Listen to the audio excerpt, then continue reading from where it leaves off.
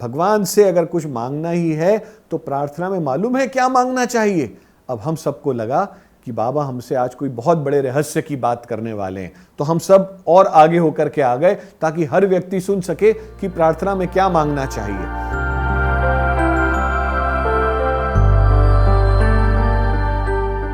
जब रामकृष्ण परमहंस जी के जीवनी पर ड्रामा समाप्त हुआ तो एक बार ऐसा प्रयोजन बना कि सब बच्चों ने स्वामी से अनुरोध किया कि स्वामी आप आइए और हमारे हॉस्टल में हमको इंटरव्यू दीजिए और हम सबसे बात करिए।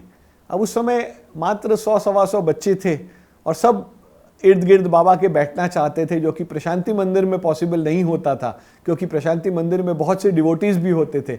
वृंदावन में चूंकि स्वामी का बंगलो था, अपना अलग मकान था और उसका गेट अलग था, उसकी दीवार अलग थी, और जब बच्चे एक बार अंदर बैठ जाते थे तो केवल कृष्ण और उनके गोप और गोपिकाएं होती थी, ऐसा प्रतीत होता था। तो हम सब लोगों ने बाबा से बहुत प्रार्थना करी कि बाबा आप आइए और आप हमको एक प्रवचन दीजिए और हमसे एक इनफॉर्मल रूप में वार्ता करिए। तो बाबा मान गए और एक दिन वे आए।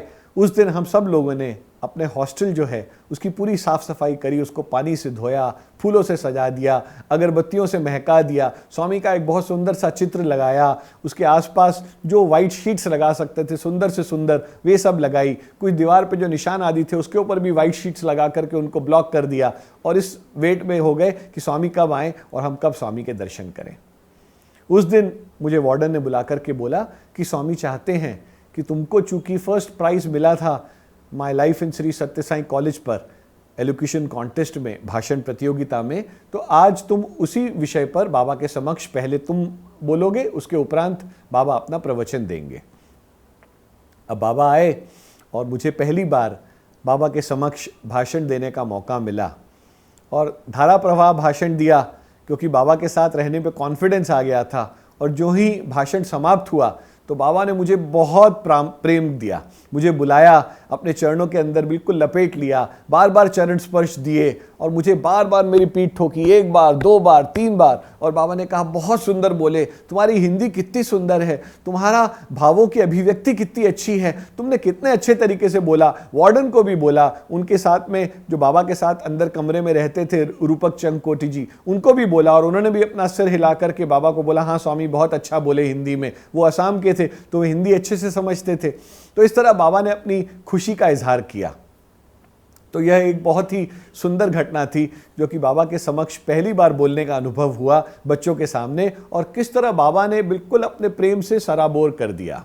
अब रोज का हमारा रूटीन था कि जब भी दर्शन होते थे बाबा के तो हम लोग शाम के वक्त बाबा के जब दर्शन समाप्त हो जाते थे, आरती होती थी, तो बाबा भोजन करने के लिए अंदर चले जाते थे और मात्र 4 या 5 मिनट में तो बाबा का भोजन भी समाप्त हो जाता था। पर जो बाबा के साथ आश्रम के मैनेजर्स हैं, सेंट्रल ट्रस्ट के मेंबर्स हैं, दूसरे लोग हैं, इंपॉर्टेंट लोग, वे सब वहाँ बाबा के साथ बैठते थे। तो उस दौरान जब बाबा अंदर बैठते थे तो हम सब लोग, एक मेडिटेशन सेशन होता था मंदिर के अंदर, तो हम वो मेडिटेशन सेशन में उस ध्यान के लिए 10 मिनट के लिए जाते थे। और जब ध्यान समाप्त होता था तो आकर के जो अपर वरांडा है, जो ऊपर का वरांडा है, बिल्कुल मेन बाबा के दरवाजे के सामने, वहाँ आके खड़े हो जाते थे। और केवल 8 या 10 या केवल कई बार 4 या 5 छात्र ही होते थे क्योंकि बाकी सब बच्चे डिनर की लाइन में जाने को तैयार हो रहे होते थे। थोड़ी देर बाद ख्यालदास जी आते थे और वो इशारा करते थे कि स्वामी जी ऊपर चले गए हैं। तो उसके उपरांत हम लोग आते थे और फिर लाइन में जाते थे। कई बार ऐसा होता था कि स्वामी खुद दरवाज़ा खोलते थे और देखते थे कि कौन कौन मेरा इंतज़ार कर रहा है। और कई बार वह एक महीने में मात्र 1 बार होता था, पर 1 महीना पूरे इंतज़ार के बाद जब भगवान दरवाज़ा खोलते थे और देखते थे कि कौन कौन मेरा इंतज़ार कर रहा है, तो बाबा अपनी प्रसन्नता जाहिर करते थे और हम सब लोगों को लगता था मान लो हमको जीवन की सबसे बड़ी कीमती चीज़ मिल गई कि बाबा ने हम 4 या 5 बच्चों को देख लिया कि भजन समाप्त होने के बाद, ध्यान समाप्त होने के बाद अभी डिनर शुरू हो रहा है पर हम बाबा के इंतज़ार में खड़े हैं। जब बाबा के दर्शन हो जाते थे तो हम वहाँ जाते थे। तो आप लोगों को जो पुट्टपर्ती में पुराने लोग होंगे उनको पता होगा कि बीच में एक गोल चक्र बना हुआ था जिसमें सर्वधर्म स्तूप बना था और उसके सामने एक दशावतार गेट बोलते थे। और ठीक उस दशावतार गेट के सामने जहाँ वह गोल चक्र बना हुआ था, एक गणेश जी की बहुत सुंदर सी प्रतिमा थी। तो मैं रोज जाता था और उस गणेश जी की प्रतिमा के सामने नतमस्तक होकर के उनके चरणों में अपना माथा टेक करके प्रार्थना करता था कि गणेश जी मुझे विद्या और सद्बुद्धि दीजिए। अब यह मेरा नित्य क्रम था, बाबा के दर्शन करना, आरती अटेंड करना, उसके उपरांत ध्यान 10 मिनट का करना, फिर बाबा का इंतज़ार करना, जब संदेश मिले कि बाबा चले गए हैं तो वहाँ से निकल करके आकर के गणेश जी की प्रतिमा के पास आकर के नतमस्तक होना और बोलना कि भगवान मुझे विद्या एवं सद्बुद्धि दीजिए। अब 1.5-2 महीने निकल गए, मैं रोज़ विद्या सद्बुद्धि यही चीज़ मांगता था। अब विद्या क्यों? तो मैंने कहीं पढ़ा था कि विद्या वह आभूषण है जो कोई चोर आपसे ले नहीं सकता, कोई आपसे छीन नहीं सकता। And knowledge is power. विद्या वह शक्ति है कि जिस व्यक्ति के पास हो उसको किसी के आगे हाथ नहीं फैलाना पड़ता। विद्यावान व्यक्ति जो है उसको हमेशा ज्ञान मिलता है। तो मैं विद्या मांगता था। और सद्बुद्धि क्यों?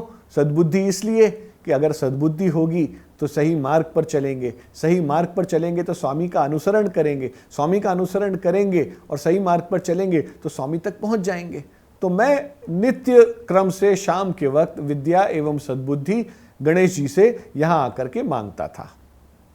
अब आइए, शाम को मेरा लेक्चर समाप्त हो गया और स्वामी ने अपना प्रवचन देना शुरू किया। और उस दिन स्वामी ने अपने प्रवचन में प्रार्थना में शक्ति इस विषय पर स्वामी बोले। फिर स्वामी बोलते बोलते बीच में रुक गए और बोले, जितने भी मेरे भक्त हैं वे सब मुझसे कुछ ना कुछ सांसारिक वस्तु मांगते हैं।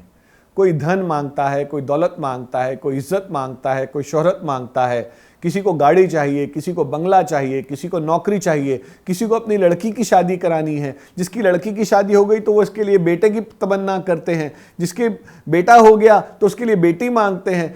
कभी कुछ हर व्यक्ति जो बाबा के पास में आता है वह धन, दौलत, इज्जत, शोहरत सब चीज़ें बाबा से मांगते रहते हैं। फिर मेरी ओर देखा और ऐसे इशारा किया। मैं बिल्कुल आगे बैठा हुआ था, पर मेरे कुछ भक्त ऐसे भी हैं जो मुझसे सांसारिक वस्तुओं की कामना नहीं करते, वे मुझसे विद्या और सद्बुद्धि मांगते हैं। और मेरी ओर देखा और कहा नहीं। तो मुझे ऐसा लगा मान लो एक बाबा के प्रेम का बाण आकर के मेरे हृदय में लगा हो और बाबा ने कहा मुझे कुछ मेरे भक्त ऐसे हैं जो मुझसे सांसारिक वस्तुओं की कामना नहीं करते, वे मुझसे विद्या और सद्बुद्धि मांगते हैं। तो मन ही मन मैंने कहा, प्रभु यह क्या लीला है आपकी? मुझे क्या पता था कि आपकी और गणेश जी की डायरेक्ट हॉटलाइन बनी हुई है बीच में। मैं तो प्रार्थना करता हूं गणेश जी से और आप तक प्रार्थना पहुंच रही है। तो मैंने बिल्कुल बाबा की ओर देखा और अपना सिर हिला दिया और मैंने कहा, जी स्वामी। फिर स्वामी हम सब की ओर मुखातिब हुए और बोले, क्यों मांगते हो भगवान से यह सांसारिक वस्तुएं? भगवान से अगर कुछ मांगना ही है तो प्रार्थना में मालूम है क्या मांगना चाहिए। अब हम सबको लगा कि बाबा हमसे आज कोई बहुत बड़े रहस्य की बात करने वाले हैं। तो हम सब और आगे होकर के आ गए ताकि हर व्यक्ति सुन सके कि प्रार्थना में क्या मांगना चाहिए। तो बाबा बोले, जब भी भगवान से प्रार्थना करो उससे किसी भी सांसारिक वस्तु मत मांगो उससे धन, दौलत, इज्जत, शोहरत, गाड़ी, बंगला, मोटर, पद, कुछ भी मत मांगो। विद्या और सद्बुद्धि भी मत मांगो। अगर तुम्हें कुछ मांगना ही है तो भगवान से प्रार्थना में खुद भगवान को ही मांग लो। अगर तुम्हें कुछ मांगना ही है तो बाबा को मांग लो। और बाबा बोले, जब तुम अपनी प्रार्थना में भगवान को मांग लोगे तो मैं तुम्हें वचन देता हूं कि तुम्हारे पास धन, दौलत, इज्जत, शोहरत, पद, विद्या, सद्बुद्धि सब कुछ प्राप्त हो जाएगा। और उसका कारण मालूम है क्या है? क्योंकि भगवान के हाथ में ही तो सब कुछ है। अगर तुम धन मांगोगे तो केवल धन मिलेगा, अगर तुम पद मांगोगे तो केवल पद मिलेगा, अगर विद्या मांगोगे तो केवल विद्या मिलेगी। पर अगर भगवान को ही मांग लोगे तो मैं अपना सर्वस्व तुमको दे दूंगा। इसलिए प्रार्थना में अगर कुछ मांगना ही है तो सिर्फ भगवान को मांगो, क्योंकि जब भगवान को मांगोगे तो सब कुछ तुम्हें अपने आप प्राप्त हो जाएगा।